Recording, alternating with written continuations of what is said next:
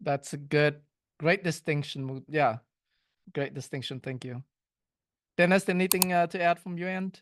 I agree with everything that everybody has said here. I think for me, one of the ways that we take some of the risk out of the land buy is when we go in with a PSA, it's 90 days due diligence. I try to get 90 days to close, and then I'll have two 60 to 90-day extensions that I can pay for at the end. And so I'm giving myself 9 to 12 months to get this thing entitled, and we will never buy a piece of property that we can't do what we think we can do on. So we'll spend the money like Vincent and Mickey talk about. I mean, I could tell you two or three properties that I lost $50,000 of my own money on.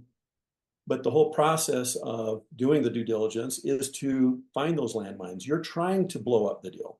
If you're not trying to blow up the deal, you're not doing a very good job of due diligence for your investors, your potential future investors. So you're trying to find the problems and you're trying to expose them for that. Yeah, some of the first things we do is I don't spend any money on a deal until the title report comes back clean, the survey comes back clean. I get a will serve letter from the city that they have the capacity for sewer and water. I'll even reach out to other utilities, electricity, who's my co-op, and find out, make sure that everybody's on board for serving this particular property. And then I get, of course, a zoning certificate letter from the city, just verifying that all this is in the right zone. And I'll put that in my file, and then we'll go ahead and order the GL. Then we'll start ordering some of the engineering and things. And so we get further down the road. The only time I've ever lost money on a project really wasn't because the due diligence didn't come through. It was because the economy changed and we realized we couldn't raise the equity for this particular project. I had some large projects there back in the early 2001 and 21 and 22 where we had projects teed up, ready to go. They were beautiful projects, but then we realized, hey, we're not going to be able to raise the capital for this, and we let them go. That's one of the things you have to be prepared to do is walk away from the deal. It's interesting. I think that happens sometimes. Our money is usually, as you're taking it out of ag, right? Taking a big side out of ag, you have to have some risk of your internal money, which is just our GP side, just our side of our money. We don't bring any investors in, but I have a big deal in Augusta that I have to close in the next 14, 15 days. I probably got like 30,000 of attorney fees in this thing because we needed to have a good PSA. We needed to have a couple of side agreements, a couple of things that we needed to do.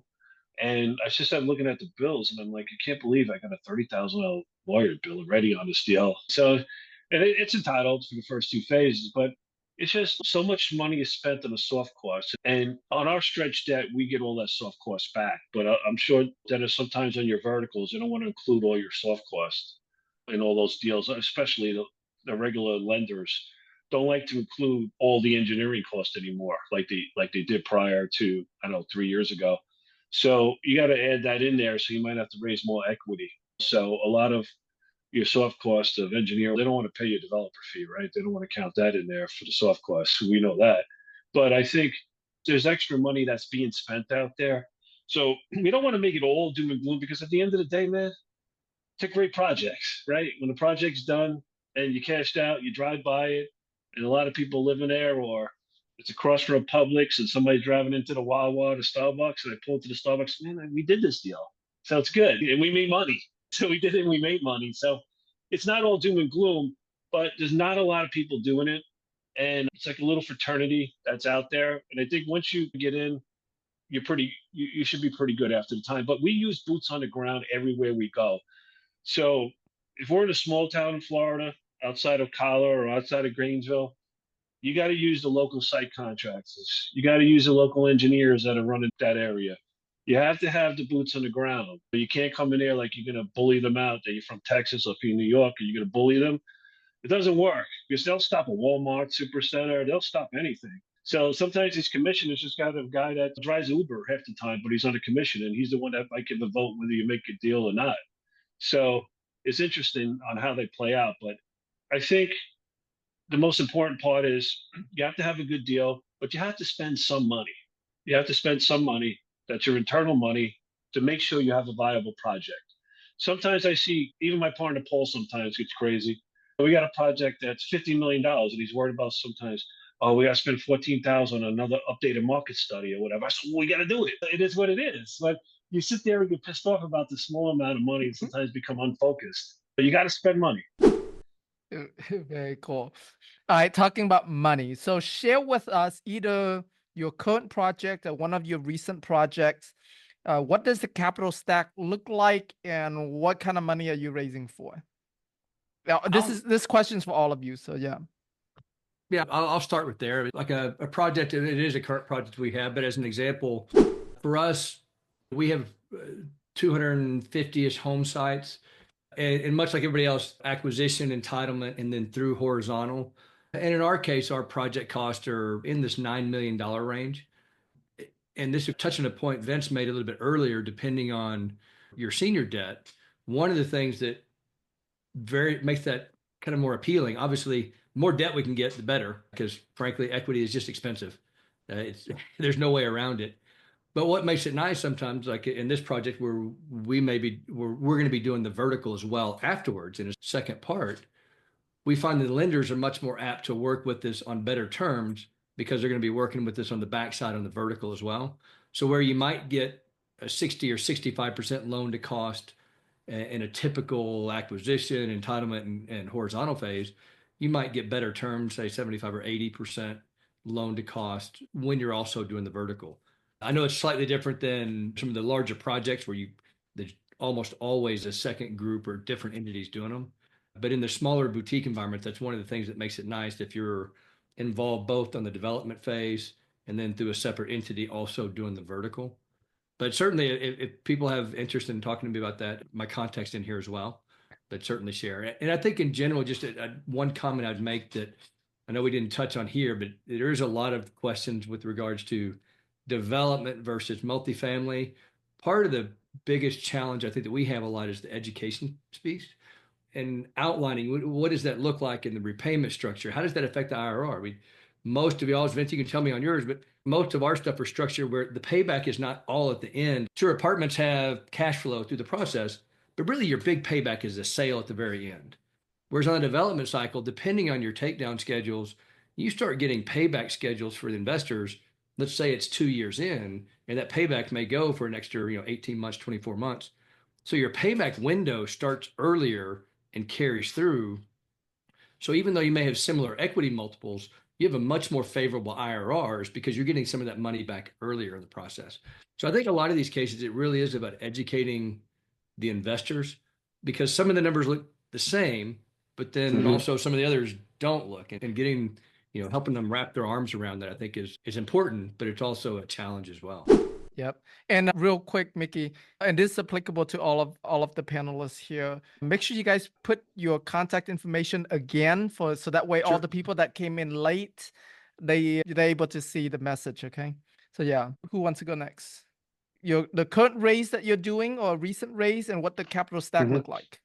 I think it's a mix. Sometimes we usually have two steps. Sometimes in our deals, we try to stretch them out as far as we can, where we're release some hard money to the seller rather than close on a loan. So it's cheaper to buy extensions as you're going to have approved. So you're releasing hard money when you just need more time to finish the process, whatever it might be. So sometimes we have our in the money raises on a GP side, a first tier. There's times where we have to close a loan and what we call is a placeholder, just to close a land loan, and then we're going to switch to A and D loan after. So we do that sometimes. I think our current project, we have a couple big master plans going now, but I'll use one of our build to rent ones. So we have a build to rent in Houston in our backyard here in Pearland where we are. So that one that you heard about before is 193 units. So we did is we got to stretch debt anything above 60% basically in a multifamily. It's considered multifamily, right? Built to rent unit. So is anything north of 60, 65 is stretch. So we got a solid 75% LTC on the project. So we needed to have 20% us on the sponsor side in, which turns out to be like 2.4 million. So we have two check writers. One wants to come in at 9 or 10 million, and another wants to be 5 million, and we can mix them in. So we're trying to figure out which one to take on the equity side, which is a 70-30 split, right? 70 for the LPs, 30 for the GPs on that deal. So we secured a debt, which was funny this time. This is the first time in a long time that the debt is going to be ready kind of quicker than what we were ready on the equity. So we had a big group out of California. We will be ready to close at the end of the first quarter. So they're good on all those numbers. So I think that plan worked out. It just happens to be a bigger deal. So when you're looking at deals that are 50 million and 68, $67 million out, 3-year project, we just then she's cash flowing and was selling in 3 years. That particular project, when you hit 50 million, it attracts institutions. So we mixed institution equity with our GP raise internally with pretty much institution debt, right? So that's what you do in those particular projects, which is similar to anything that's 350 units and above is above that number too. So you're attracting different clientele. So we still need smaller money in all our deals. And I think sometimes we forget that we need the retail investor to put 50,000 in or 100,000. So some of our self-storage deals, we have to raise 4 million on a $13 million deal or whatever, $13 million loan. So sometimes there's 30 investors. There's IRA money in there, and it's you got to grind it out on the retail side. So each investor, if they're putting 50,000 or 2 million, they're going to take an hour and a half or 2 hours of your time to go over it. So I think you always have to have the smaller money in, Tim. It's like when you raise money for a deal, you're taking investors at a 50,000 and above, right? So sometimes we use capital raisers. Sometimes we're funded by platforms that are VC platforms that have alternatives for real estate or fiduciary companies. So we have some bigger check writers up there. Sometimes we get spoiled, and then sometimes we have a problem with the little $1.8 million raise that we're struggling. So sometimes we forget that because we have so much money out in each deal, personally, internally, that we forget the groundwork. And I think everybody, even Mickey to a certain degree that I know of, it's hard to raise anything under 2 million. It takes an effort. So I think that's better. That's why we get spoiled in the bigger deals, when the bigger check writers come in and write 5 million and 9, 10 million, $12 million checks. And then when we have the smaller ones, we get aggravated, we get frustrated. But it is what it is. But it's a mix of different structures, Tim. It's how you are involved in the multifamily value adds. We don't cash flow. The money comes in, we have to pay a senior debt, right? Pay off the senior debt. And then we start paying off the LPs, or sometimes we have to wait for the bond reimbursements.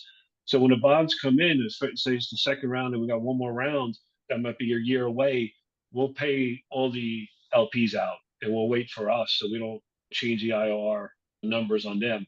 So you have to be flexible. But if you have a good deal, you're able to be flexible, but you have to be flexible to cater to, you have to build a project. I think it's forgotten. You have to make sure that you can secure debt. If you can't secure debt, then it doesn't pay to do all equity on a deal. If you're going to pay all cash, your number is going to be terrible, right? It just doesn't work mathematically. So if you go into a project and you know you can get the debt, and then you look at your numbers on the equity side and you got enough returns for the investors, then I think you have a gold project. But you cannot mix a project that has institution debt with friends and family equity. Then you're going to have a problem. So I think sometimes people forget that you need both. And Vince, with your BTR project there, you're looking for retail investors. You're also looking for fund of funds partners to help as well, correct? Yeah, we're a mix. And the beauty part about all the deals that are ours, right? So there's nobody behind us. They are our deals. We're able to give flexible terms, right? So we can give deals that make sense. Whether we could, sometimes on good deals, we can even give them a piece of our sponsor side. Obviously not too much because they got to answer to the bank. So who these people are, the banks are pain in the neck. But I think we're able to offer more than you would get from a syndication. Somebody would get from a syndicator, a syndication deal. Yeah, make sure you put your contact and Kira's contact information in the chat for everyone. All right, Matusi? Yeah, so we are actually primarily syndicators at the moment. So all the projects that we create them for investors. Because we are vertically integrated, we design our projects most of the time through our architectural firm. We're not doing construction on those yet. We prefer to use third-party contractors just so we can get certain assurances for our investors.